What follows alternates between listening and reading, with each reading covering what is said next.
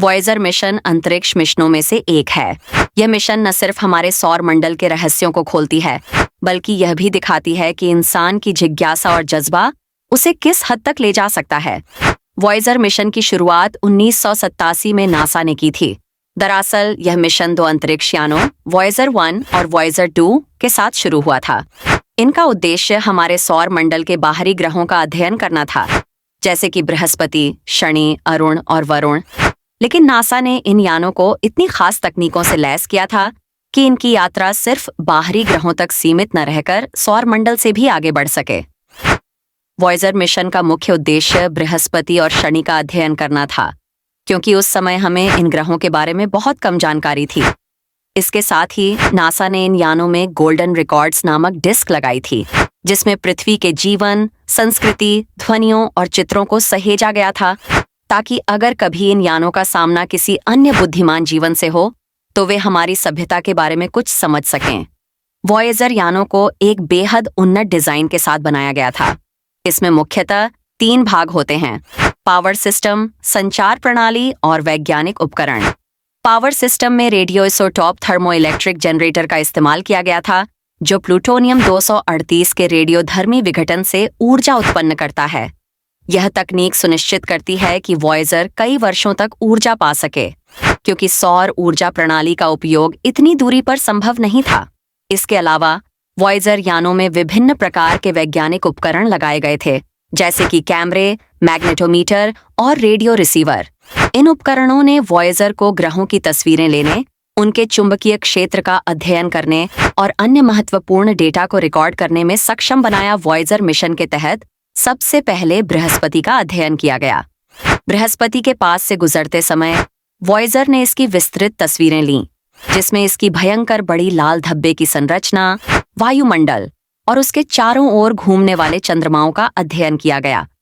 Voyager के data से हमें पता चला कि बृहस्पति का एक चंद्रमा सबसे सक्रिय ज्वालामुखी ग्रह है और उसकी सतह से निकलने वाले गंधक के बड़े बादल इसके वातावरण को घेरते हैं।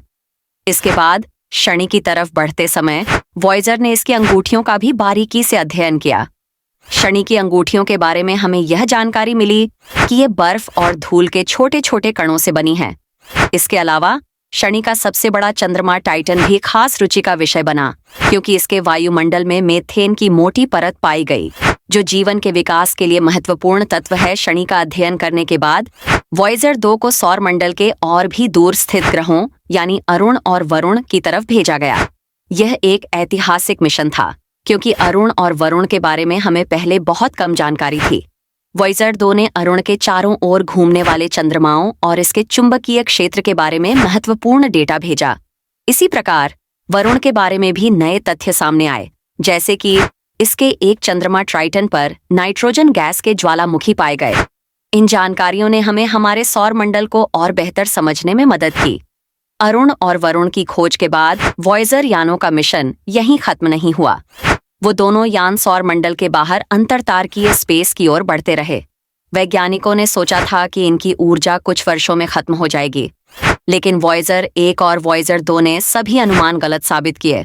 2012 में वॉयेजर का आधिकारिक रूप से सौर मंडल के बाहरी सीमा, जिसे हेलियोस्फीयर कहा जाता है, को पार कर गया और अंतरतारकीय स्पेस में प्रवेश किया। हेलियोस्फीयर वह क्षेत्र है जहां तक सूर्य का प्रभाव होता है। इस क्षेत्र के बाहर पहुंचते ही वॉयेजर 1 ने हमें उस स्पेस के बारे में भी जानकारी भेजनी शुरू की, जहां सौर हवा का प्रभाव समाप्त हो जाता है और बाहरी अंतरिक्ष के कणों का प्रभाव शुरू होता है। इसी तरह 2018 में वॉयेजर 2 ने भी हेलियोस्फीयर को पार किया। इसके बाद दोनों वॉयेजर यान अंतरतारकीय यात्रा पर निकल पड़े और उन्होंने उस जगह का अध्ययन शुरू किया जहां सूर्य की ऊर्जा और कण समाप्त हो जाते हैं।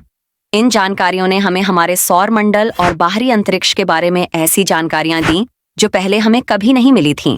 वॉयेजर मिशन की एक अनोखी खासियत है कि इन दोनों यानों में गोल्डन रिकॉर्ड्स भी लगाए गए थे। गोल्डन रिकॉर्ड एक तांबे की डिस्क है जिसे सुनहरे कवर में लपेटा गया है और उस पर पृथ्वी के जीवन, ध्वनियों, भाषाओं, संगीत और अन्य सांस्कृतिक संदेशों को उकेरा गया है। इस डिस्क का उद्देश्य यह था कि अगर कभी वॉयेजर यान किसी अन्य सभ्यता से संपर्क में आते हैं तो उन्हें पृथ्वी और मानव जाति के बारे में एक संदेश मिल सके। गोल्डन रिकॉर्ड में 55 अलग अलग भाषाओं में नमस्ते जैसे संदेश हैं, जिसमें संस्कृत भाषा भी शामिल है। इसके अलावा रिकॉर्ड में कुछ प्रसिद्ध संगीत जैसे कि बीथोवन, मोजार्ट और भारतीय शहनाई की धुनें भी शामिल हैं। गोल्डन रिकॉर्ड हमारी संस्कृति और मानवता का ब्रह्मांड में भेजा गया एक संदेश है, जो यह बताता है कि हम कौन हैं और हम कैसे रहते हैं। वर्तमान समय में वॉयजर 1 और वॉयजर 2 हमारे सौर मंडल से बहुत दूर अंतरतारकीय स्पेस में पहुंच चुके हैं। हालांकि इनकी ऊर्जा धीरे धीरे कम होती जा रही है और अनुमान है कि 2025 तक ये दोनों यान अपने संचार उपकरणों को पूरी तरह बंद कर देंगे। इसके बाद वो ब्रह्मांड में अनंत यात्रा पर निकल जाएंगे। हालांकि वे कभी किसी ग्रह या तारे से संपर्क में नहीं आएंगे, लेकिन वे ब्रह्मांड में हमेशा मौजूद रहेंगे और इस बात का सबूत होंगे कि इंसान ने कभी ब्रह्मांड को समझने के लिए इतनी लंबी यात्रा की थी। वॉयेजर मिशन मानवता की विज्ञान के प्रति जिज्ञासा और साहस का प्रतीक है। इसने हमें हमारे सौर मंडल के अनजान और रहस्यमयी हिस्सों के बारे में अद्भुत जानकारियां दी।